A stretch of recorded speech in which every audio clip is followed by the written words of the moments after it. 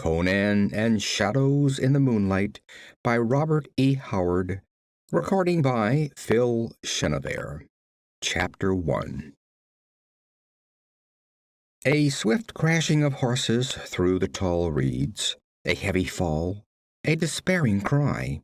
From the dying steed there staggered up its rider, a slender girl in sandals and girdled tunic. Her dark hair fell over her white shoulders. Her eyes were those of a trapped animal. She did not look at the jungle of reeds that hemmed in the little clearing, nor at the blue waters that lapped the low shore behind her. Her wide-eyed gaze was fixed in agonized intensity on the horseman who pushed through the reedy screen and dismounted before her. He was a tall man, slender but hard as steel. From head to heel he was clad in light silvered mesh mail that fitted his supple form like a glove. From under the dome-shaped, gold-chased helmet, his brown eyes regarded her mockingly. "Stand back!" her voice shrilled with terror. "Touch me not, Shah Amurath, or I will throw myself into the water and drown." He laughed, and his laughter was like the purr of a sword sliding from a silken sheath. "No, you will not drown, Olivia, daughter of confusion, for the marge is too shallow, and I can catch you before you can reach the deeps. You gave me a merry chase, by the gods, and all my men are far behind us. But there is no horse west of Vilayet that can distance Irem for long." He nodded at the tall, slender-legged desert stallion behind him. "Let me go!" begged the girl, tears of despair staining her face. "Have I not suffered enough? Is there any humiliation, pain, or degradation you have not heaped on me? How long must my torment last?" "As long as I find pleasure in your whimperings, your pleas, tears, and writhings," he answered with a smile that would have seemed gentle to a stranger. "You are strangely virile, Olivia. I wonder if I shall ever weary of you as I have always wearied of women before. You are ever fresh and unsullied, in spite of me. Each new day with you brings a new delight." But come, let us return to Akif, where the people are still feting the conqueror of the miserable Kozaki, while he, the conqueror, is engaged in recapturing a wretched fugitive, a foolish, lovely, idiotic runaway. "No!"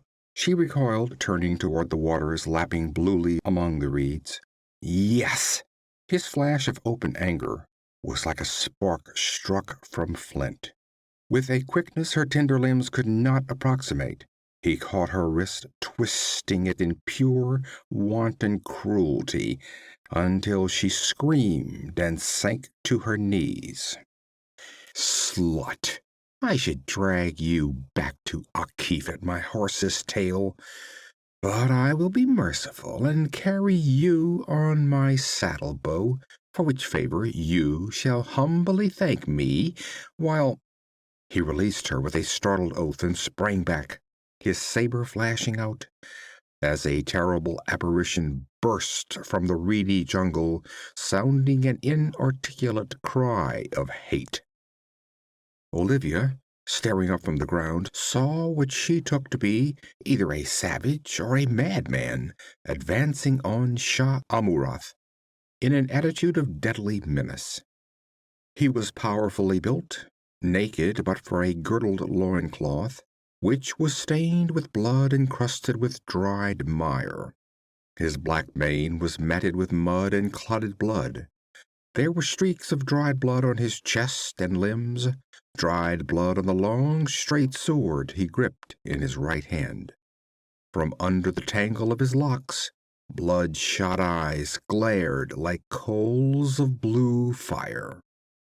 "You Hyrcanian dog!" mouthed this apparition in a barbarous accent.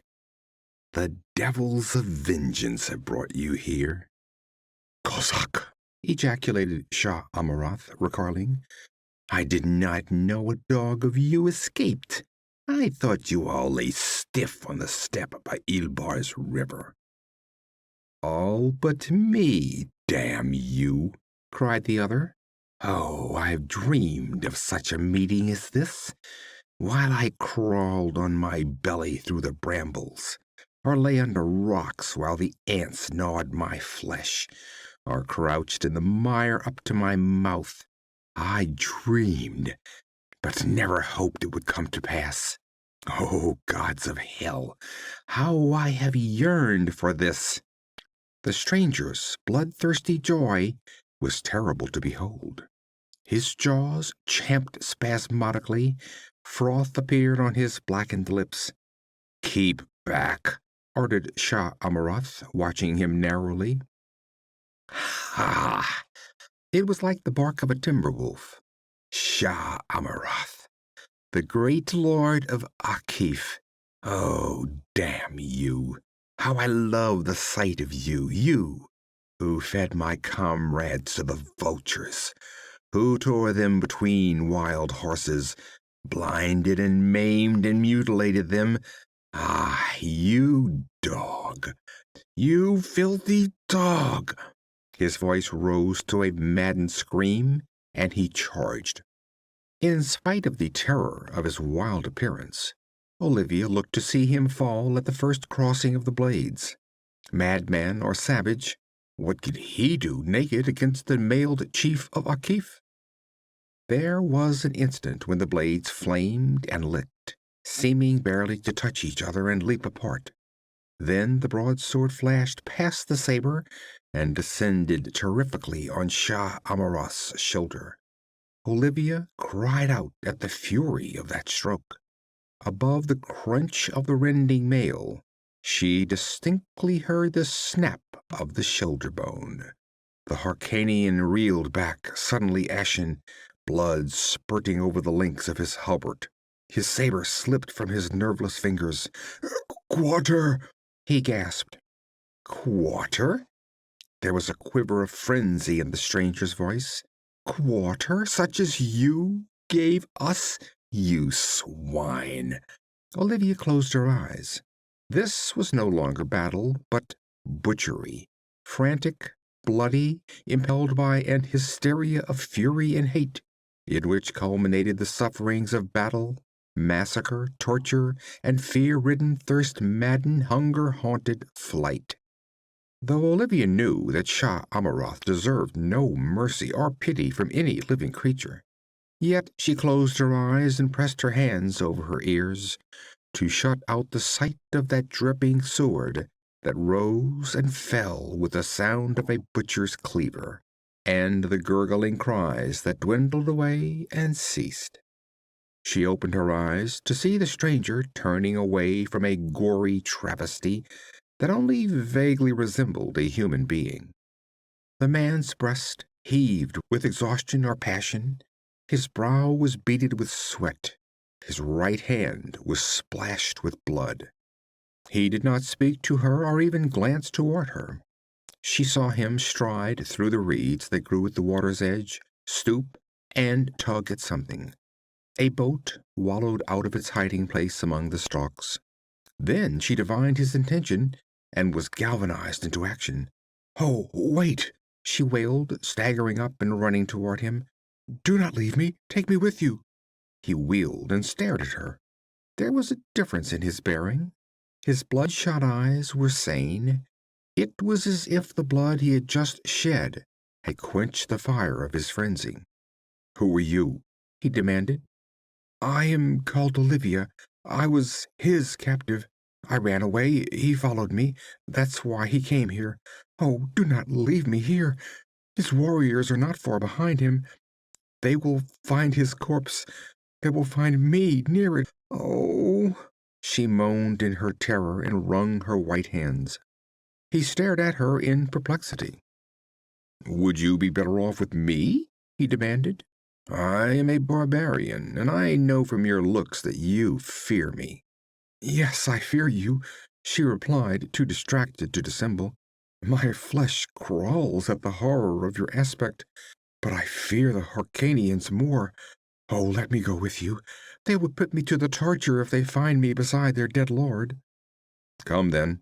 He drew aside, and she stepped quickly into the boat, shrinking from contact with him.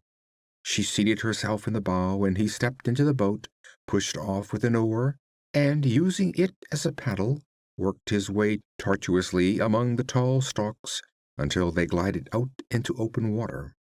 Then he set to work with both oars, rowing with great, smooth, even strokes, the heavy muscles of arms and shoulders and back rippling in rhythm to his exertions. There was silence for some time, the girl crouching in the bows, the man tugging at the oars. She watched him with timorous fascination. It was evident that he was not an Hyrcanian, and he did not resemble the Hyborian races. There was a wolfish hardness about him that marked the barbarian. His features, allowing for the strains and stains of battle and his hiding in the marshes, reflected the same untamed wildness, but they were neither evil nor degenerate. "Who are you?" she asked. "Shah Amurath called you a Kozak. Were you of that band?" "I am Conan of Cimmeria," he grunted. "I was with the Kozaki, as the Hyrcanian dogs called us." She knew vaguely that the land he named lay far to the northwest, beyond the farthest boundaries of the different kingdoms of her race. "I am a daughter of the king of Ophir," she said. "My father sold me to a Shemite chief because I would not marry a prince of Koth." The Cimmerian grunted in surprise. Her lips twisted in a bitter smile. "Aye, civilized men sell their children as slaves to savages sometimes. They call your race barbaric, Conan of Cimmeria." "We do not sell our children," he growled, his chin jutting truculently. "Well, I was sold, but the desert man did not misuse me. He wished to buy the goodwill of Shah Amurath, and I was among the gifts he brought to Akif of the Purple Gardens. Then—" she shuddered and hid her face in her hands. "I should be lost to all shame," she said presently. "Yet each memory stings me like a slaver's whip. I abode in Shah Amurath's palace until some weeks ago he rode out with his hosts to do battle with a band of invaders who were ravaging the borders of Turan. Yesterday he returned in triumph, and a great fete was made to honor him. In the drunkenness and rejoicing, I found an opportunity to steal out of the city on a stolen horse. I had thought to escape, but he followed, and about midday came up with me. I outran his vassals, but him I could not escape. Then you came." "I was lying hid in the reeds," grunted the barbarian. "I was one of those dissolute rogues, the Free Companions, who burned and looted along the borders. There were 5,000 of us, from a score of races and tribes. We had been serving as mercenaries for a rebel prince in eastern Koth, most of us, and when he made peace with his cursed sovereign, we were out of employment. So we took to plundering the outlying dominions of Koth, Zamora, and Turan impartially. A week ago, Shah Amurath trapped us near the banks of Ilbars with 15,000 men. Mithra, the skies were black with vultures. When the lines broke after a whole day of fighting, some tried to break through to the north, some to the west. I doubt if any escaped. The steppes were covered with horsemen riding down the fugitives. I broke for the east and finally reached the edge of the marshes that border this part of Vilayet. I've been hiding in the morasses ever since. Only the day before yesterday, the riders ceased beating up the reed brakes, searching for just such fugitives as I. I've squirmed and burrowed and hidden like a snake, feasting on muskrats I caught and ate raw, for lack of fire to cook them. This dawn I found this boat hidden among the reeds. I hadn't intended going out on the sea until night, but after I killed Shah Amurath, I knew his mailed dogs would be close at hand. And what now? We shall doubtless be pursued. If they fail to see the marks left by the boat, which I covered as well as I could, they'll guess anyway that we took to sea, after they fail to find us among the marshes. But we have a start, and I'm going to haul at these oars until we reach a safe place. Where shall we find that? She asked hopelessly.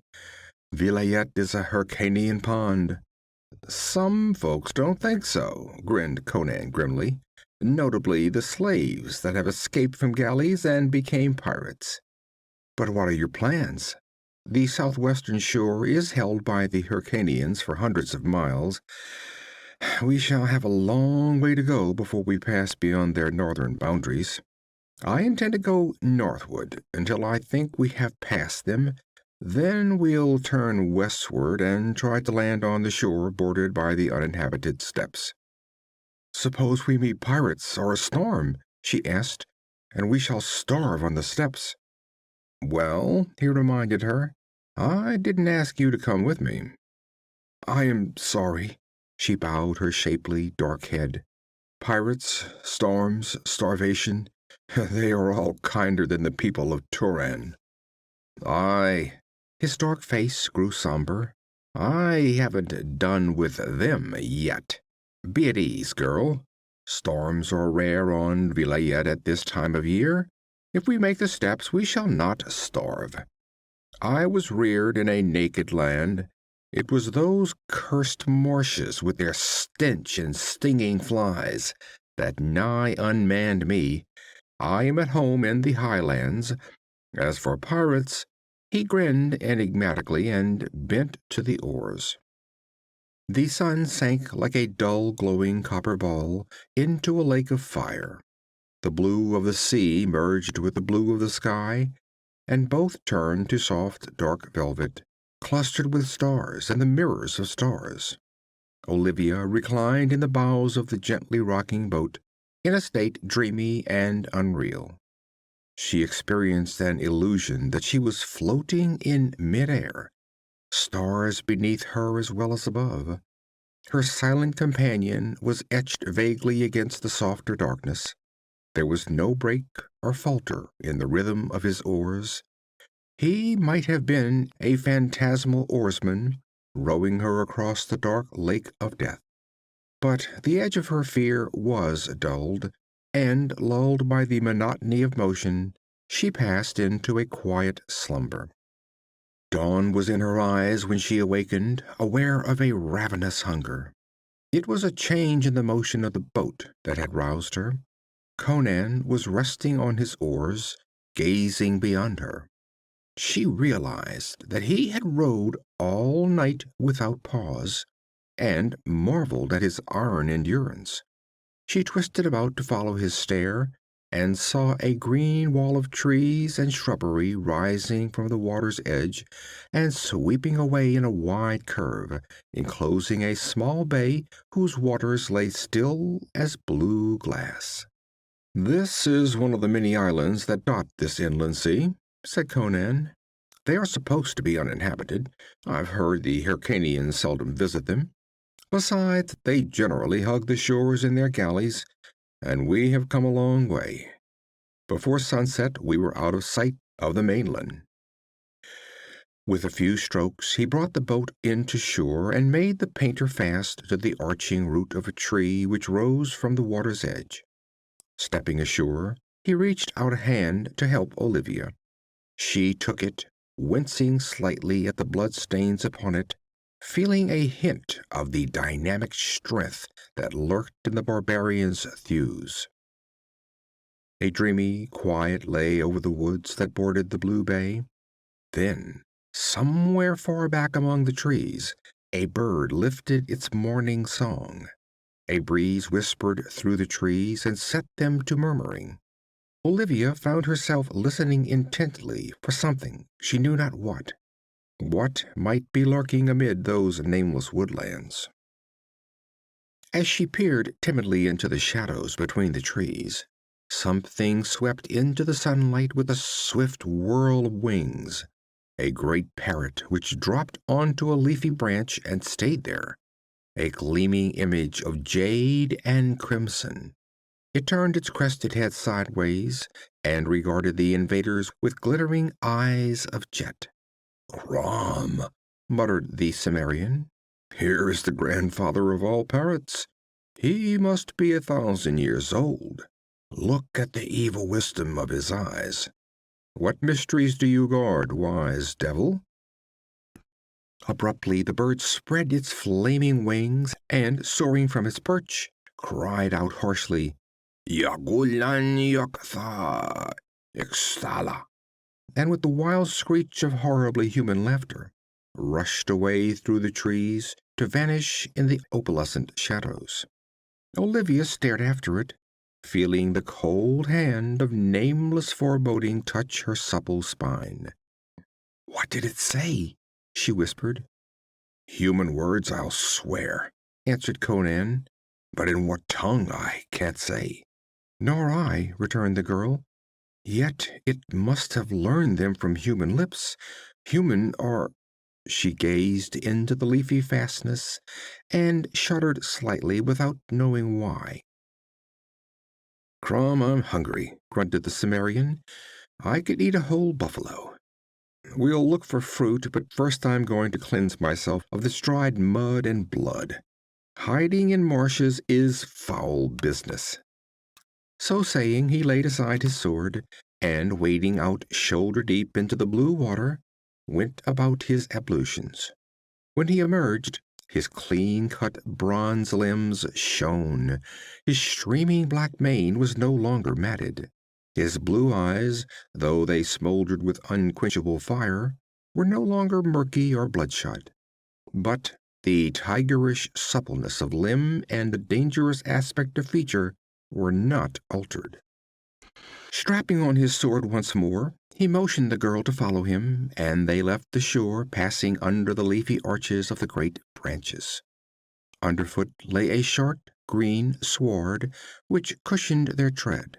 Between the trunks of the trees they caught glimpses of fairy-like vistas. Presently Conan grunted in pleasure at the sight of golden and russet globes hanging in clusters among the leaves. Indicating that the girl should seat herself on a fallen tree, he filled her lap with the exotic delicacies, and then himself fell to with unconcealed gusto. "Ishtar," said he between mouthfuls, "since Ilbars I have lived on rats and roots I dug out of the stinking mud. This is sweet to the palate, though not very filling. Still, it will serve if we eat enough." Olivia was too busy to reply. The sharp edge of the Cimmerian's hunger blunted.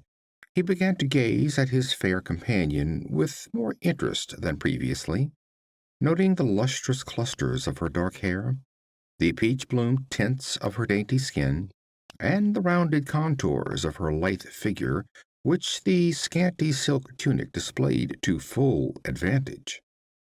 Finishing her meal, the object of his scrutiny looked up, and meeting his burning, slit-eyed gaze, she changed color, and the remnants of the fruit slipped from her fingers.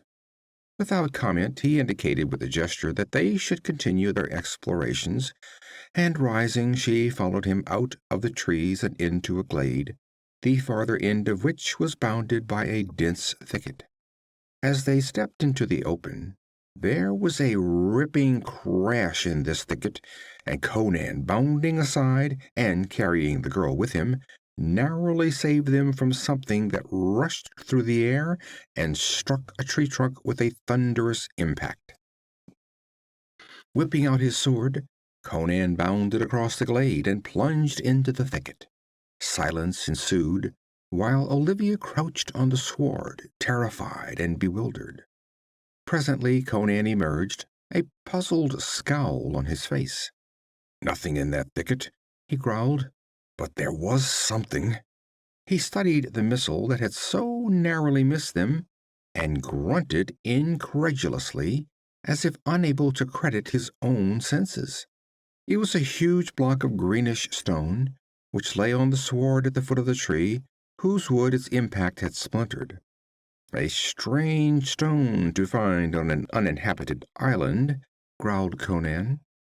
Olivia's lovely eyes dilated in wonder. The stone was a symmetrical block, indisputably cut and shaped by human hands. And it was astonishingly massive.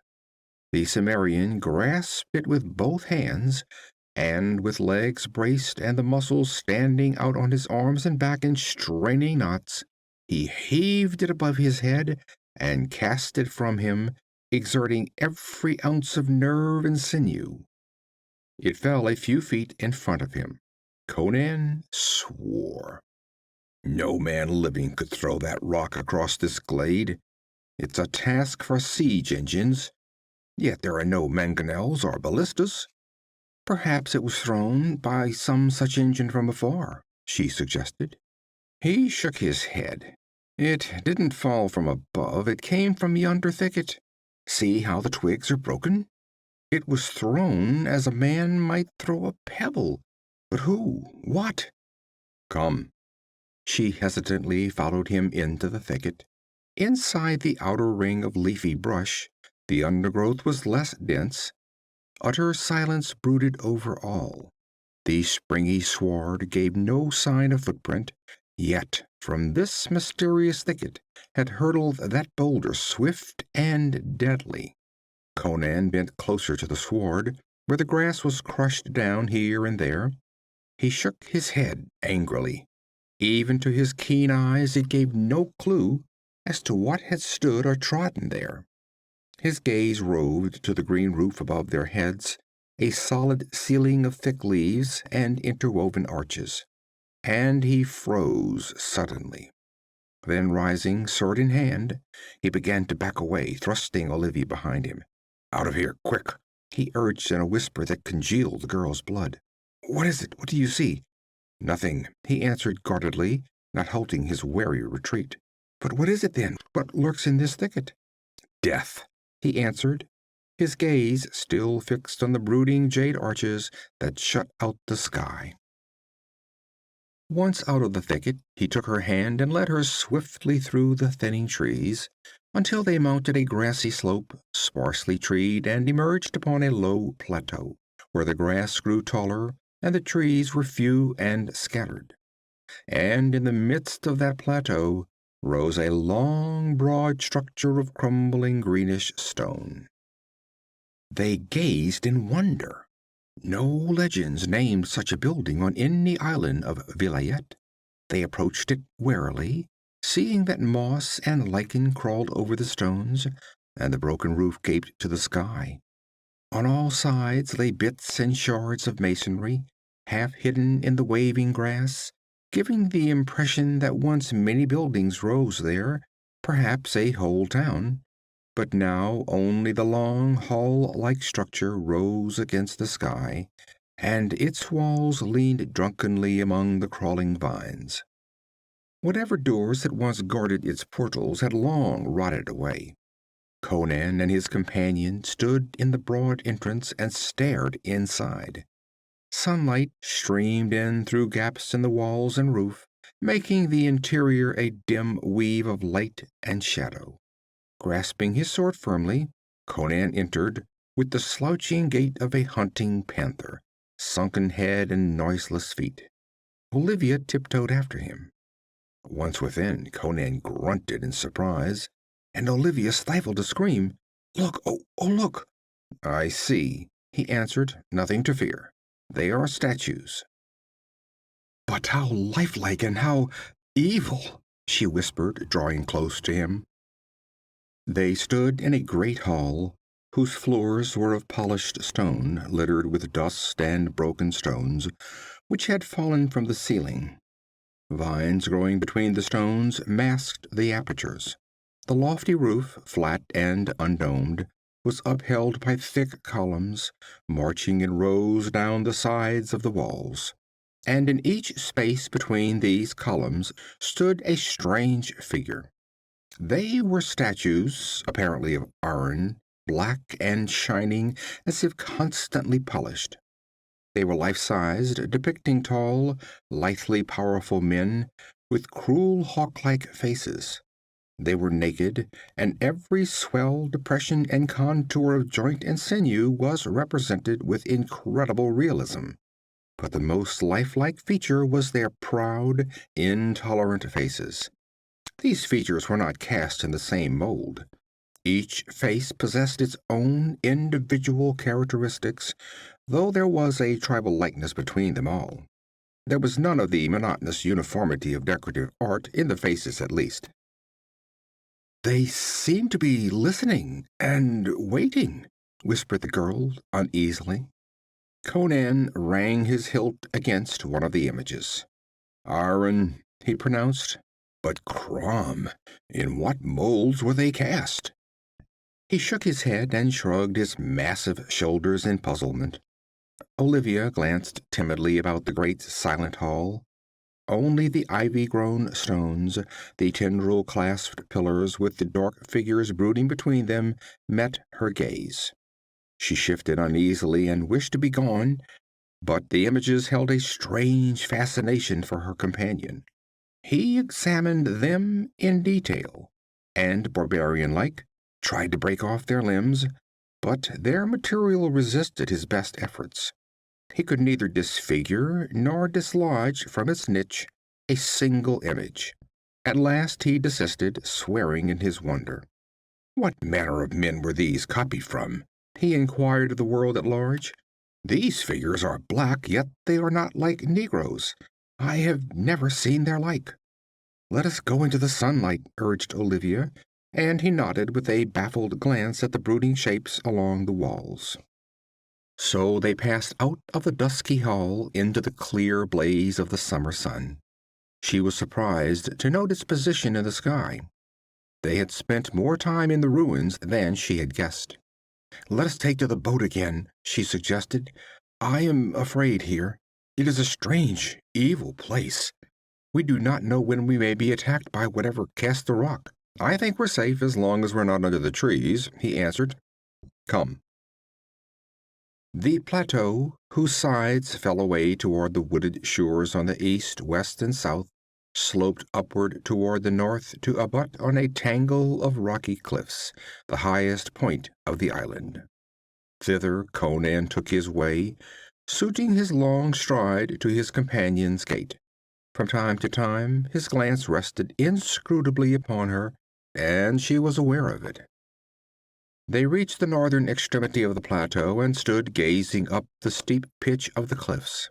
Trees grew thickly along the rim of the plateau east and west of the cliffs, and clung to the precipitous incline. Conan glanced at these trees suspiciously, but he began the ascent, helping his companion on the climb. The slope was not sheer, and was broken by ledges and boulders. The Cimmerian, born in a hill country, could have run up it like a cat, but Olivia found the going difficult. Again and again she felt herself lifted lightly off her feet and over some obstacle that would have taxed her strength to surmount, and her wonder grew at the sheer physical power of the man. She no longer found his touch repugnant. There was a promise of protection in his iron clasp. At last they stood on the ultimate pinnacle, their hair stirring in the sea breeze. From their feet the cliffs fell away sheerly 300 or 400 feet to a narrow tangle of woodlands bordering the beach. Looking southward, they saw the whole island lying like a great oval mirror, its beveled edges sloping down swiftly from a rim of green except where it broke in the pitch of the cliffs. As far as they could see, on all sides stretched the blue waters, still, placid, fading into dreamy hazes of distance. "The sea is still," sighed Olivia. "Why should we not take up our journey again?" Conan, poised like a bronze statue on the cliffs, pointed northward. Straining her eyes, Olivia saw a white fleck that seemed to hang suspended in the aching haze. "What is it?" "A sail." "Hyrcanians?" "Who can tell at this distance?" "They will anchor here, search the island for us," she cried in quick panic. "I doubt it. They come from the north, so they cannot be searching for us." They may stop for some other reason, in which case we'll have to hide as best we can. But I believe it's either pirate or an Hyrcanian galley returning from some northern raid. In the latter case, they are not likely to anchor here. But we can't put to sea until they've gone out of sight, for they're coming from the direction in which we must go. Doubtless they'll pass the island tonight, and at dawn we can go on our way." "Then we must spend the night here?" she shivered. "It's safest." "Then let us sleep here on the crags," she urged. He shook his head, glancing at the stunted trees, at the marching woods below, a green mass which seemed to send out tendrils straggling up the sides of the cliffs. "Here are too many trees. We'll sleep in the ruins." She cried out in protest. "Nothing will harm you there," he soothed. "Whatever threw the stone at us did not follow us out of the woods. There was nothing to show that any wild thing lairs in the ruins. Besides, you are soft-skinned and used to shelter and dainties. I could sleep naked in the snow and feel no discomfort, but the dew would give you cramps, were we to sleep in the open." Olivia helplessly acquiesced, and they descended the cliffs, crossed the plateau, and once more approached the gloomy, age-haunted ruins. By this time the sun was sinking below the plateau rim. They had found fruit in the trees near the cliffs, and these formed their supper, both food and drink. The southern night swept down quickly, littering the dark blue sky with great white stars, and Conan entered the shadowy ruins, drawing the reluctant Olivia after him. She shivered at the sight of those tense black shadows in their niches along the walls. In the darkness that the starlight only faintly touched, she could not make out their outlines. She could only sense their attitude of waiting as if they had waited for untold centuries. Conan had brought a great armful of tender branches, well leafed. These he heaped to make a couch for her, and she lay upon it, with a curious sensation of one laying down to sleep in a serpent's lair. Whatever her forebodings, Conan did not share them.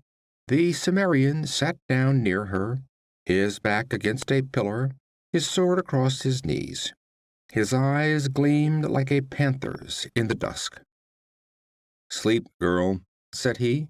"My slumber is light as a wolf's. Nothing can enter this hall without awakening me." Olivia did not reply. From her bed of leaves she watched the immobile figure, indistinct in the soft darkness. How strange! To move in fellowship with a barbarian, to be cared for and protected by one of a race, tales of which had frightened her as a child. He came of a people bloody, grim, and ferocious. His kinship to the wild was apparent in his every action.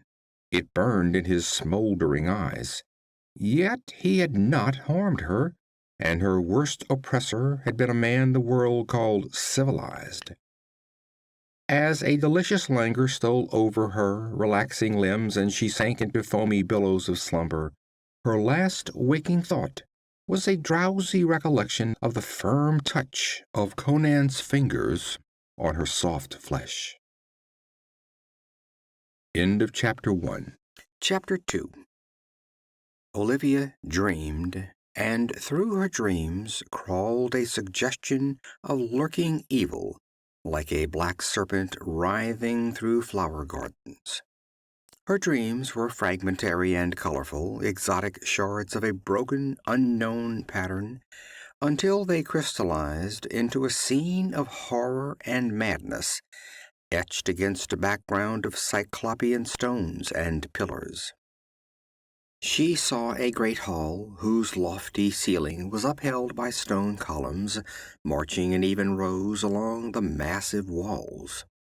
Among these pillars fluttered great green and scarlet parrots, and the hall was thronged with black-skinned, hawk-faced warriors. They were not Negroes. Neither they, nor their garments, nor weapons resembled anything of the world the dreamer knew. They were pressing about one bound to a pillar, a slender, white-skinned youth, with a cluster of golden curls about his alabaster brow. His beauty was not altogether human, like the dream of a god, chiseled out of living marble. The black warriors laughed at him, jeered and taunted in a strange tongue. The lithe, naked form writhed beneath their cruel hands. Blood trickled down the ivory thighs to splatter on the polished floor. The screams of the victims echoed through the hall. Then, lifting his head toward the ceiling and the skies beyond, he cried out a name in an awful voice. A dagger in an ebon hand cut short his cry, and the golden head rolled on the ivory breast. As if in answer to that desperate cry, there was a rolling thunder, as of celestial chariot wheels, and a figure stood before the slayers, as if materialized out of empty air. The form was of a man, but no mortal man ever wore such an aspect of inhuman beauty. There was an unmistakable resemblance between him and the youth who dropped lifeless in his chains, but the alloy of humanity that softened the godliness of the youth was lacking in the features of the stranger, awful and immobile in their beauty. The blacks shrank back before him, their eyes slits of fire. Lifting a hand, he spoke, and his tones echoed through the silent halls in deep, rich waves of sound. Like men in a trance, the black warriors fell back until they were ranged along the walls in regular lines. Then from the stranger's chiseled lips rang a terrible invocation and command. Yag kulan yak tha, suthala. At the blast of that awful cry, the black figures stiffened and froze. Over their limbs crept a curious rigidity, an unnatural petrification. The stranger touched the limp body of the youth, and the chains fell away from it. He lifted the corpse in his arms. Then, ere he turned away, his tranquil gaze swept again over the silent rows of ebon figures, and he pointed to the moon, which gleamed on through the casements. And they understood, those tense waiting statues that had been men. Olivia awoke, starting up on her couch of branches, a cold sweat beating her skin. Her heart pounded loud in the silence. She glanced wildly about. Conan slept against his pillar, his head fallen upon his massive breast. The silvery radiance of the late moon crept through the gaping roof, throwing long white lines along the dusty floor. She could see the images dimly, black, tense, waiting. Fighting down a rising hysteria, she saw the moonbeams rest lightly on the pillars and the shapes between. What was that? A tremor among the shadows where the moonlight fell. A paralysis of horror gripped her, for where there should have been the immobility of death, there was movement. A slow twitching, a flexing and writhing of ebon limbs. An awful scream burst from her lips as she broke the bonds that held her mute and motionless. At her shriek, Conan shot erect, teeth gleaming, sword lifted. The statues! The statues! Oh my God! The statues are coming to life! And with the cry, she sprang through a crevice in the wall, burst madly through the hindering vines, and ran, blind, screaming, witless, until a grasp on her arm brought her up short, and she shrieked and fought against the arms that caught her, until a familiar voice penetrated the mist of her terror, and she saw Conan's face, a mask of bewilderment in the moonlight. What in Crom's name, girl? Did you have a nightmare? His voice sounded strange and far away. With a sobbing gasp, she threw her arms about his thick neck and clung to him convulsively, crying in panting catches. Where are they? Did they follow us? Nobody followed us, he answered. She sat up, still clinging to him, and looked fearfully about. Her blind flight had carried her to the southern edge of the plateau. Just below them was the slope, its foot masked in the thick shadows of the woods. Behind them she saw the ruins looming in the high, swinging moon. "Did you not see them? The statues, moving, lifting their hands, their eyes glaring in the shadows." "I saw nothing," answered the barbarian uneasily. "I slept more soundly than usual, because it has been so long since I have slumbered the night through. Yet I don't think anything could have entered the hall without waking me." "Nothing entered?" A laugh of hysteria escaped her. "It was something there already. Ah, Mithra, we lay down to sleep among them, like sheep making their bed in the shambles." "What are you talking about?" he demanded.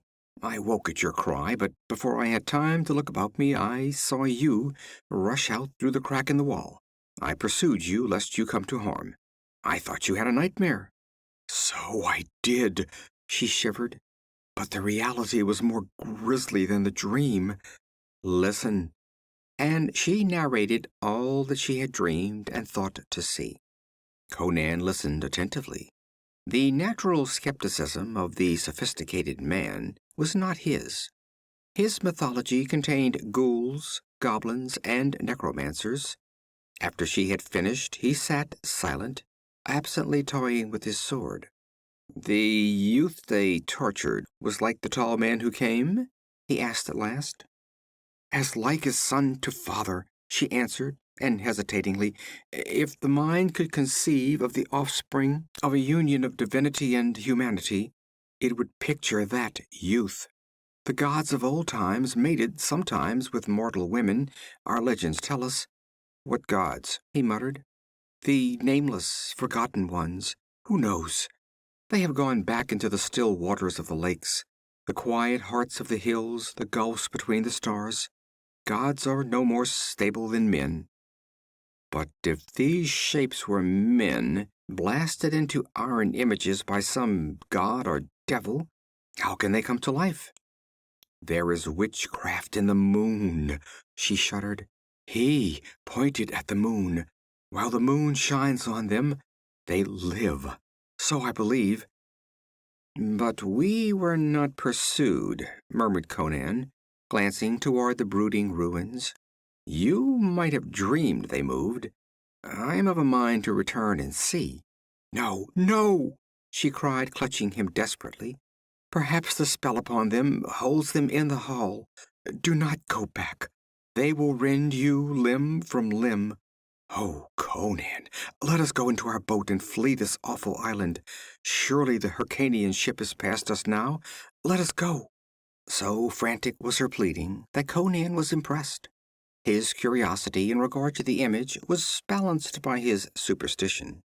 Foes of flesh and blood he did not fear, however great the odds, but any hint of the supernatural roused all the dim monstrous instincts of fear that are the heritage of the barbarian. He took the girl's hand, and they went down the slope and plunged into the dense woods, where the leaves whispered and nameless night birds murmured drowsily. Under the trees the shadows clustered thick, and Conan swerved to avoid the denser patches. His eyes roved continuously from side to side, and often flitted into the branches above them.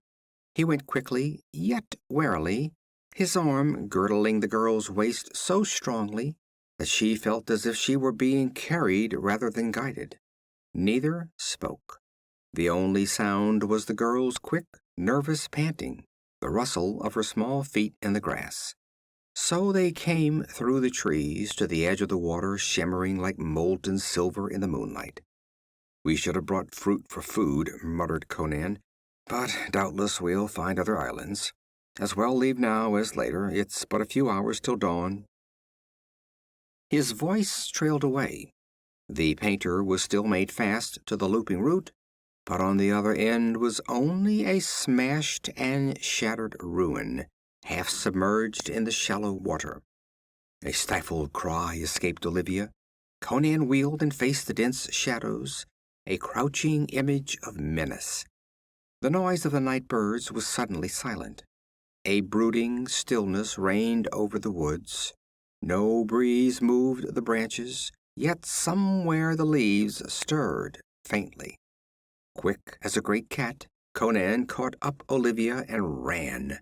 Through the shadows he raced like a phantom, while somewhere above and behind them sounded a curious rushing among the leaves that implacably drew closer and closer. Then the moonlight burst full upon their faces, and they were speeding up the slope of the plateau. At the crest, Conan laid Olivia down and turned to glare back at the gulf of shadows they had just quitted. The leaves shook in a sudden breeze, that was all. He shook his mane with an angry growl. Olivia crept to his feet like a frightened child. Her eyes looked up at him, dark wells of horror. "What are we to do, Conan?" she whispered. He looked at the ruins, stared again into the woods below. "We'll go to the cliffs," he declared, lifting her to her feet. "Tomorrow I'll make a raft, and we'll trust our luck to the sea again." "It was not they that destroyed our boat?" It was half question, half assertion. He shook his head, grimly taciturn. Every step of the way across that moon-haunted plateau was a sweating terror for Olivia. But no black shapes stole subtly from the looming ruins, and at last they reached the foot of the crags, which rose stark and gloomily majestic above them. There Conan halted in some uncertainty, at last selecting a place sheltered by a broad ledge, nowhere near any trees. "Lie down and sleep if you can, Olivia," he said. "I'll keep watch." But no sleep came to Olivia, and she lay watching the distant ruins and the wooded rim until the stars paled, the east whitened, and dawn in rose and gold struck fire from the dew of the grass blades.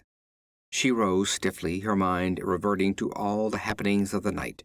In the morning light some of its terrors seemed like figments of an overwrought imagination. Conan strode over to her, and his words electrified her. "Just before dawn I heard the creak of timbers and the rasp and clack of cordage and oars. A ship has put in and anchored at the beach not far away. Probably the ship whose sail we saw yesterday. We'll go up the cliffs and spy on her." Up they went, and lying on their bellies among the boulders, saw a painted mast jutting up beyond the trees to the west. "An Hyrcanian craft from the cut of her rigging," muttered Conan. "I wonder if the crew—" A distant medley of voices reached their ears, and creeping to the southern edge of the cliffs, they saw a motley horde emerge from the fringe of trees along the western rim of the plateau, and stand there a space in debate. There was much flourishing of arms, brandishing of swords, and loud, rough argument. Then the whole band started across the plateau toward the ruins, at a slant that would take them close by the foot of the cliffs. "Pirates!" whispered Conan, a grim smile on his thin lips. "It's an Hyrcanian galley they've captured. Here, crawl among these rocks." "Don't show yourself unless I call to you," he instructed, having secreted her to his satisfaction among a tangle of boulders along the crest of the cliffs. "I'm going to meet these dogs. If I succeed in my plan, all will be well, and we'll sail away with them. If I don't succeed, well, hide yourself in the rocks until they've gone, for no devils on this island are as cruel as these sea-wolves." And tearing himself from her reluctant grasp, he swung quickly down the cliffs. Looking fearfully from her eyrie, Olivia saw the band had neared the foot of the cliffs. Even as she looked, Conan stepped out from among the boulders and faced them, sword in hand. They gave back with yells of menace and surprise, then halted uncertainly to glare at this figure which had appeared so suddenly from the rocks. There were some 70 of them, a wild horde made up of men from many nations: Kothians, Zamorians, Brythunians, Corinthians, Shemites. Their features reflected the wildness of their natures. Many bore the scars of the lash or the branding iron. There were cropped ears, slit noses, gaping eye sockets, stumps of wrists, marks of the hangman as well as scars of battle. Most of them were half naked, but the garments they wore were fine. Gold-braided jackets, satin girdles, silken breeches, tattered, stained with tar and blood, vied with pieces of silver chased armor. Jewels glittered in nose rings and earrings, and in the hilts of their daggers. Over against this bizarre mob stood the tall Cimmerian, in strong contrast, with his hard bronzed limbs and clean-cut, vital features. "Who are you?" they roared. "Conan the Cimmerian." His voice was like the deep challenge of a lion. "One of the Free Companions. I mean to try my luck with the Red Brotherhood. Who's your chief?" "I, by Eastar," bellowed a bull-like voice, as a huge figure swaggered forward. A giant, naked to the waist, where his capacious belly was girdled by a wide sash that upheld voluminous silken pantaloons. His head was shaven except for a scalp lock. His mustaches drooped over a rat-trap mouth.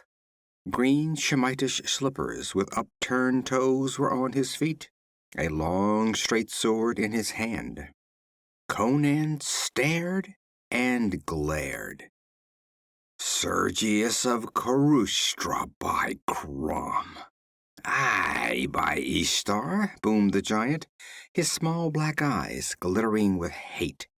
"Do you think I had forgot? Ha! Sergius never forgets an enemy. Now I'll hang you up by the heels and skin you alive. At him, lads." "Aye, send your dogs at me, big belly," sneered Conan with bitter scorn. "You were always a coward, you Gothic cur." "Coward? To me?" The broad face turned black with passion. "On guard, you northern dog. I'll cut out your heart." In an instant the pirates had formed a circle about the rivals, their eyes blazing, their breath sucking between their teeth in bloodthirsty enjoyment. High up among the crags Olivia watched, sinking her nails into her palms in her painful excitement. Without formality, the combatants engaged, Sergius coming in with a rush, quick on his feet as a giant cat for all his bulk. Curses hissed between his clenched teeth as he lustily swung and parried. Conan fought in silence, his eyes slits of blue balefire. The Kothian ceased his oaths to save his breath. The only sounds were the quick scuff of his feet on the sward, the panting of the pirate, the ring and clash of steel. The swords flashed like white fire in the early sun, wheeling and circling. They seemed to recoil from each other's contact, then leap together again instantly. Sergius was giving back. Only his superlative skill had saved him thus far from the blinding speed of the Cimmerian's onslaught. A louder clash of steel, a sliding rasp, a choking cry. From the pirate horde a fierce yell split the morning as Conan's sword plunged through their captain's massive body. The point quivered an instant from between Sergius's shoulders, a hand's breadth of white fire in the sunlight. Then the Cimmerian wrenched back his steel, and the pirate chief fell heavily, face down, and lay in a widening pool of blood, his broad hands twitching for an instant. Conan wheeled toward the gaping corsairs. "Well, you dogs," he roared, "I've sent your chief to hell. What says the law of the Red Brotherhood?" Before any could answer, a rat-faced Brythunian, standing behind his fellows, whirled a sling swiftly and deadly. Straight as an arrow sped the stone to its mark, and Conan reeled and fell as a tall tree falls to the woodman's axe. Up on the cliff, Olivia caught at the boulders for support. The scene swam dizzily before her eyes. All she could see was the Cimmerian lying limply on the sward, blood oozing from his head. The rat-faced one yelped in triumph and ran to stab the prostrate man, but a lean Corinthian thrust him back. "What, Aratus, would you break the law of the Brotherhood, you dog?" "No law is broken," snarled the Brythunian. "No law? Why, you dog, the man you have just struck down is by just rights our captain." "Nay," shouted Aratus, "he was not of our band, but an outsider. He had not been admitted to fellowship. Slaying Sergius does not make him captain, as would have been the case had one of us killed him." "But he wished to join us," retorted the Corinthian. "He said so." At that a great clamor arose, some siding with Aratus, some with the Corinthian, whom they called Ivanos. Oaths flew thick, challenges were passed, hands fumbled at sword hilts. At last a Shemite spoke up above the clamor. "Why do you argue over a dead man?" "He's not dead," answered the Corinthian, rising from beside the prostrate Cimmerian. "It was a glancing blow. He's only stunned." At that the clamor rose anew, Aratus trying to get at the senseless man, and Ivanos finally bestriding him, sword in hand, and defying all and sundry. Olivia sensed that it was not so much in defense of Conan that the Corinthian took his stand, but in opposition to Aratus. Evidently these men had been Sergius's lieutenants, and there was no love lost between them. After more arguments, it was decided to bind Conan and take him along with them, his fate to be voted on later. The Cimmerian, who was beginning to regain consciousness, was bound with leather girdles, and then 4 pirates lifted him, and with many complaints and curses, carried him along with the band, which took up its journey across the plateau once more. The body of Sergius was left where it had fallen, a sprawling, unlovely shape on the sun-washed sward. Up among the rocks, Olivia lay stunned by the disaster. She was incapable of speech or action, and could only lie there and stare with horrified eyes as the brutal horde dragged her protector away. How long she lay there, she did not know. Across the plateau, she saw the pirates reach the ruins and enter, dragging their captive. She saw them swarming in and out of the doors and crevices, prodding into the heaps of debris and clambering about the walls.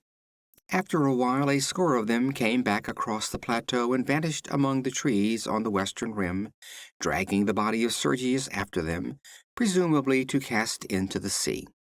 About the ruins, the others were cutting down trees and securing material for a fire. Olivia heard their shouts, unintelligible in the distance, and she heard the voices of those who had gone into the woods, echoing among the trees. Presently they came back into sight, bearing casks of liquor and leathern sacks of food. They headed for the ruins, cursing lustily under their burdens. Of all this, Olivia was but mechanically cognizant. Her overwrought brain was almost ready to collapse. Left alone and unprotected, she realized how much the protection of the Cimmerian had meant to her. There intruded, vaguely, a wonderment at the mad pranks of fate that could make the daughter of a king the companion of a red-handed barbarian. With it came a revulsion toward her own kind. Her father and Shah Amurath, they were civilized men, and from them she had had only suffering. She had never encountered any civilized man who treated her with kindness unless there was an ulterior motive behind his actions. Conan had shielded her, protected her, and, so far, demanded nothing in return. Laying her head in her rounded arms, she wept, until distant shouts of ribald revelry roused her to her own danger. She glanced from the dark ruins about which the fantastic figures, small in the distance, weaved and staggered to the dusky depths of the green forest. Even in her terrors in the ruins, the night before had been only dreams. The menace that lurked in those green, leafy depths below was no figment of nightmare. Were Conan slain or carried away captive, her only chance would lie between giving herself up to the human wolves of the sea or remaining alone on that devil-haunted island. As the full horror of her situation swept over her, she fell forward in a swoon. End of chapter 2. Chapter 3. The sun was hanging low when Olivia regained her senses. A faint wind wafted to her ears distant shouts and snatches of ribald song. Rising cautiously, she looked out across the plateau. She saw the pirates clustered about a great fire outside the ruins, and her heart leaped as a group emerged from the interior dragging some object she knew was Conan. They propped him against the wall, still evidently bound fast, and there ensued a long discussion with much brandishing of weapons. At last they dragged him back into the hall and took up anew the business of ale guzzling. Olivia sighed. At least she knew that the Cimmerian still lived. Fresh determination steeled her. As soon as night fell, she would steal to those grim ruins and free him, or be taken herself in the attempt. And she knew it was not selfish interest alone which prompted her decision. With this in mind, she ventured to creep from her refuge to pluck and eat nuts which grew sparsely near at hand. She had not eaten since the day before. It was while so occupied that she was troubled by a sensation of being watched. She scanned the rocks nervously, then with a shuddering suspicion crept to the north edge of the cliff and gazed down into the wavering green mass below, already dusky with the sunset. She saw nothing. It was impossible that she could be seen, when not on the cliff's edge, by anything lurking in those woods, yet she distinctly felt the glare of hidden eyes, and felt that something animate and sentient was aware of her presence and her hiding place. Stealing back to her rocky eyrie, she lay watching the distant ruins until the dusk of night masked them, and she marked their position by the flickering flames about which black figures leaped and cavorted groggily. Then she rose. It was time to make her attempt. But first she stole back to the northern edge of the cliffs and looked down into the woods that bordered the beach, and as she strained her eyes in the dim starlight, she stiffened, and an icy hand touched her heart. Far below her something moved.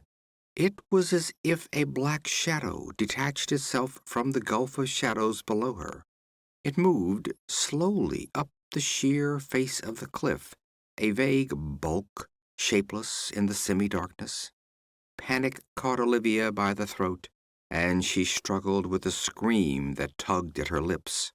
Turning, she fled down the southern slope. The flight down the shadowed cliffs was a nightmare in which she slid and scrambled, catching at jagged rocks with cold fingers. As she tore her tender skin and bruised her soft limbs on the rugged boulders over which Conan had so lightly lifted her, she realized again her dependence on the iron-thewed barbarian. But this thought was but one in a fluttering maelstrom of dizzy fright. The descent seemed endless, but at last her feet struck the grassy levels, and in a very frenzy of eagerness she sped away toward the fire that burned like the red heart of night. Behind her, as she fled, she heard a shower of stones rattle down the steep slope, and the sound lent wings to her heels. What grisly climber dislodged those stones she dared not try to think. Strenuous physical action dissipated her blind terror somewhat, and before she had reached the ruin, her mind was clear, her reasoning faculties alert, though her limbs trembled with her efforts. She dropped to the sward and wriggled along on her belly until, from behind a small tree that had escaped the axes of the pirates, she watched her enemies. They had completed their supper, but were still drinking, dipping pewter mugs or jeweled goblets into the broken heads of the wine casks. Some were already snoring drunkenly on the grass, while others had staggered into the ruins. Of Conan she saw nothing. She lay there while the dew formed on the grass about her, and the leaves overhead and the men about the fire cursed, gambled, and argued. There were only a few about the fire. Most of them had gone into the ruins to sleep. She lay watching them, her nerves taut with the strain of waiting, the flesh crawling between her shoulders at the thought of what might be watching her in turn, of what might be stealing up behind her. Time dragged on leaden feet. One by one, the revelers sank down in drunken slumber, until all were stretched senseless beside the dying fire. Olivia hesitated, then was galvanized by a distant glow rising through the trees. The moon was rising. With a gasp, she rose and hurried toward the ruins. Her flesh crawled as she tiptoed among the drunken shapes that sprawled beside the gaping portal. Inside were many more. They shifted and mumbled in their besotted dreams, but none awakened as she glided among them. A sob of joy rose to her lips as she saw Conan. The Cimmerian was wide awake, bound upright to a pillar, his eyes gleaming in the faint reflections of the waning fire outside. Picking her way among the sleepers, she approached him. Lightly as she had come, he had heard her, had seen her when first framed in the portal. A faint grin touched his hard lips. She reached him and clung to him an instant. He felt the quick beating of her heart against his breast. Through a broad crevice in the wall stole a beam of moonlight, and the air was instantly supercharged with subtle tension. Conan felt it and stiffened. Olivia felt it and gasped. The sleepers snored on. Bending quickly, she drew a dagger from its senseless owner's belt and set to work on Conan's bonds. They were sail cords, thick and heavy, and tied with the craft of a sailor. She toiled desperately, while the tide of moonlight crept slowly across the floor toward the feet of the crouching black figures between the pillars. Her breath came in gasps. Conan's wrists were free, but his elbows and legs were still bound fast. She glanced fleetingly at the figures along the walls, waiting, waiting. They seemed to watch her with the awful patience of the undead. The drunkards beneath her feet began to stir and groan in their sleep. The moonlight crept down the hall, touching the black feet. The cords fell from Conan's arms, and taking the dagger from her, he ripped the bonds from his legs with a single quick slash. He stepped out from the pillar, flexing his limbs, stoically enduring the agony of returning circulation. Olivia crouched against him, shaking like a leaf. Was it some trick of the moonlight that touched the eyes of the black figure with fire, so that they glimmered redly in the shadows? Conan moved with the abruptness of a jungle cat. Catching up his sword from where it lay in a stack of weapons near by, he lifted Olivia lightly from her feet and glided through an opening that gaped in the ivy-grown wall. No word passed between them. Lifting her in his arms, he set off swiftly across the moon-bathed sward. Her arms about his iron neck, the Aurifian closed her eyes, cradling her dark curly head against his massive shoulder. A delicious sense of security stole over her. In spite of his burden, the Cimmerian crossed the plateau swiftly, and Olivia, opening her eyes, saw that they were passing under the shadow of the cliffs. "Something climbed the cliffs," she whispered. "I heard it scramble behind me as I came down." "We'll have to chance it," he grunted. "I'm not afraid now," she sighed. You were not afraid when you came to free me, either, he answered. Crum, what a day it has been. Such haggling and wrangling I never heard. I'm nearly deaf. Arathis wished to cut out my heart, and Ivanos refused to spite Arathis, whom he hates. All day long they snarled and spat at one another, and the crew quickly grew too drunk to vote either way. He halted suddenly, an image of bronze in the moonlight. With a quick gesture, he tossed the girl lightly to one side and behind him. Rising to her knees on the soft sward, she screamed at what she saw. Out of the shadows of the cliffs moved a monstrous, shambling bulk, an anthropomorphic horror, a grotesque travesty of creation. In general outline, it was not unlike a man, but its face, limned in the bright moonlight, was bestial, with close-set ears, flaring nostrils, and a great flabby-lipped mouth, in which gleamed white tusk-like fangs. It was covered with shaggy, grayish hair, shot with silver which shone in the moonlight, and its great misshapen paws hung nearly to the earth. Its bulk was tremendous. As it stood on its short, bowed legs, its bullet head rose above that of the man who faced it. The sweep of the hairy breast and giant shoulders was breathtaking. The huge arms were like knotted trees. The moonlight scene swam to Olivia's sight. This, then, was the end of the trail.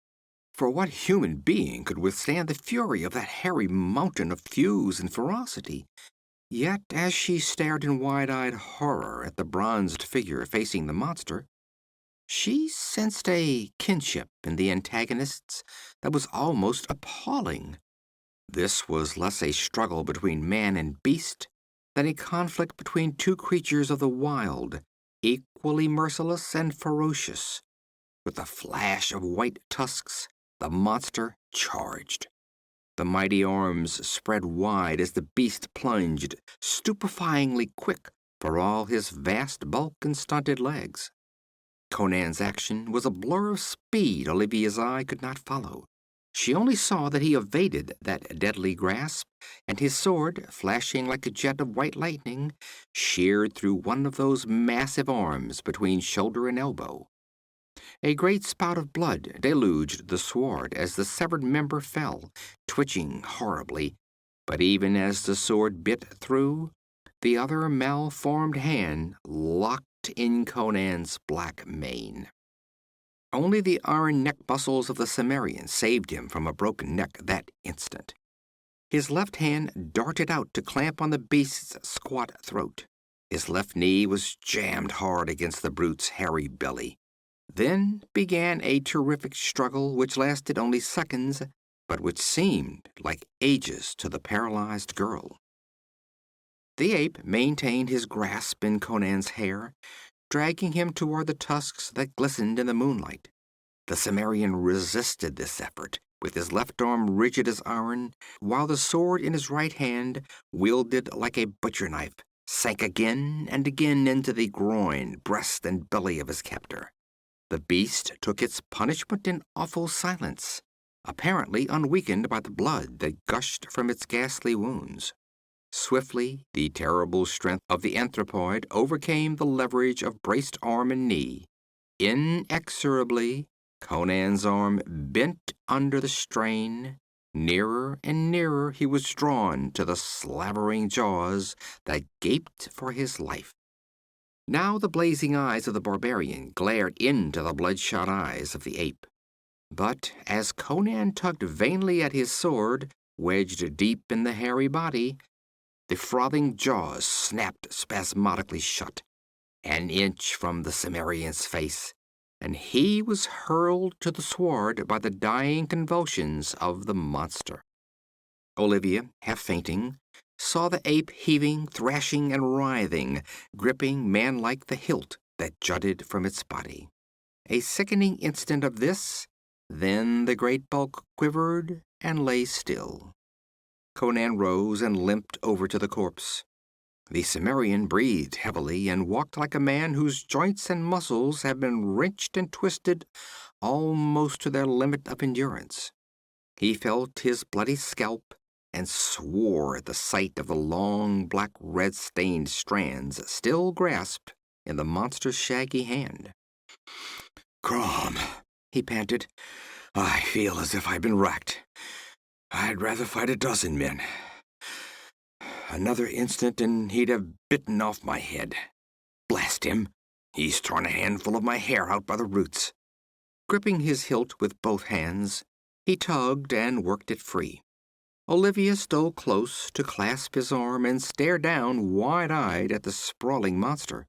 What is it?" she whispered. "A gray man-ape," he grunted. "Dumb and man-eating. They dwell in the hills that border the eastern shore of the sea. How one got to this island, I can't say. Maybe he floated here on driftwood, blown out from the mainland in a storm." "And it was he that threw the stone?" "Yes. I suspected what it was when we stood in the thicket and I saw the boughs bending over our heads. These creatures always lurk in the deepest woods they can find and seldom emerge. What brought him into the open, I can't say, but it was lucky for us. I'd have had no chance with him among the trees." "It followed me," she shivered. "I saw it climbing the cliffs." "And, following his instinct, he lurked in the shadow of the cliff instead of following you out across the plateau. His kind are creatures of darkness and the silent places, haters of sun and moon." "Do you suppose there are others?" "No, else the pirates had been attacked when they went through the woods.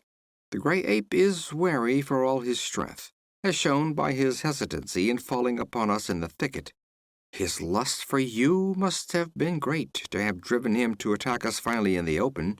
What—" He started and wheeled back toward the way they had come. The night had been split by an awful scream. It came from the ruins. Instantly there followed a mad medley of yells, shrieks, and cries of blasphemous agony. Though accompanied by a ringing of steel, the sounds were of massacre rather than battle. Conan stood frozen, the girl clinging to him in a frenzy of terror. The clamor rose to a crescendo of madness, and then the Cimmerian turned and went swiftly toward the rim of the plateau with its fringe of moon-limed trees.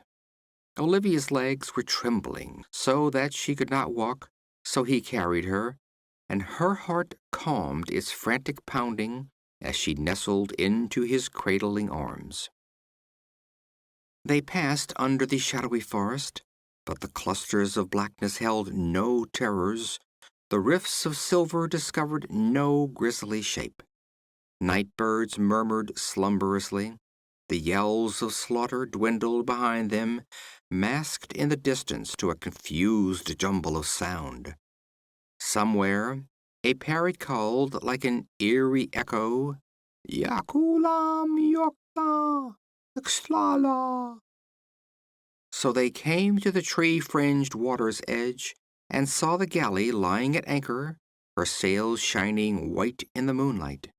Already the stars were paling for dawn. End of Chapter 3. Chapter 4. In the ghastly whiteness of dawn, a handful of tattered, blood-stained figures staggered through the trees and out onto the narrow beach. There were 44 of them, and they were a cowed and demoralized band. With panting haste they plunged into the water and began to wade toward the galley, when a stern challenge brought them up standing. Etched against the whitening sky, they saw Conan the Cimmerian standing in the bows, sword in hand, his black mane tossing in the dawn wind. "Stand!" he ordered. "Come no nearer. What would you have, dogs?" "Let us come aboard," croaked a hairy rogue, fingering a bloody stump of ear. "We'd be gone from this devil's island. The first man who tries to climb over the side, I'll split his skull," promised Conan. They were 44-1, but he held the whip hand. The fight had been hammered out of them. "Let us come aboard, good Conan," whined a red-sashed Cimmerian, glancing fearfully over his shoulder at the silent woods. "We have been so mauled, bitten, scratched, and rended, and are so weary from fighting and running, that not one of us can lift a sword." "Where is that dog Arathas?" demanded Conan. "Dead, with the others. It was devils fell upon us. They were rending us to pieces before we could awake. A dozen good rovers died in their sleep. The ruins were full of flame-eyed shadows with tearing fangs and sharp talons." "Aye," put in another corsair. "They were the demons of the isle, which took the forms of molten images to befool us. Ishtar, we lay down to sleep among them. We are no cowards. We fought them as long as mortal man may strive against the powers of darkness. Then we broke away and left them tearing at the corpses like jackals. But surely they'll pursue us." "Aye, let us come aboard," clamored a lean Shemite. "Let us come in peace, or we must come sword in hand, and though we may be so weary you will doubtless slay many of us, yet you cannot prevail against us many." "Then I'll knock a hole in the planks and sink her," answered Conan grimly. A frantic chorus of expostulation rose, which Conan silenced with a lion-like roar. "Dogs! Must I aid my enemies? Shall I let you come aboard and cut out my heart?" "Nay, nay!" they cried eagerly. "Friends, friends, Conan! We are thy comrades. We be all lusty rogues together. We hate the king of Turan, not each other." Their gaze hung on his brown, frowning face. "Then if I am one of the Brotherhood," he grunted, "the laws of the trade apply to me. And since I killed your chief in fair fight, then I am your captain." There was no dissent. The pirates were too cowed and battered to have any thought except a desire to get away from that island of fear. Conan's gaze sought out the blood-stained figure of the Corinthian. "How, Ivanos?" he challenged. "You took my part once. Will you uphold my claims again?" "Aye, by Mitra!" The pirate, sensing the trend of feeling, was eager to ingratiate himself with the Cimmerian. "He is right, lads. He is our lawful captain." A medley of acquiescence rose, lacking enthusiasm, perhaps, but with sincerity accentuated by the feel of the silent woods behind them, which might mask creeping ebon devils with red eyes and dripping talons. "Swear by the hilt!" Conan demanded. 44 sword hilts were lifted toward him, and 44 voices blended in the corsair's oath of allegiance. Conan grinned and sheathed his sword. "Come aboard, my bold swashbucklers, and take the oars." He turned and lifted Olivia to her feet, from where she had crouched shielded by the gunwales. "And what of me, sir?" she asked. "What would you?" he countered, watching her narrowly. "To go with you, wherever your path may lie," she cried, throwing her white arms around his bronzed neck. The pirates, clambering over the rail, gasped in amazement. "To sail a road of blood and slaughter?" he questioned. "This keel will stain the blue waves crimson wherever it plows." "Aye, to sail with you on blue seas or red," she answered passionately. "You are a barbarian, and I am an outcast, denied by my people. We are both pariahs, wanderers of earth. Oh, take me with you." With a gusty laugh, he lifted her to his fierce lips. "I'll make you queen of the blue sea. Cast off their dogs. We'll scorch King Yildiz's pantaloons yet, by Crom." End of chapter 4. End of Conan and Shadows in the Moonlight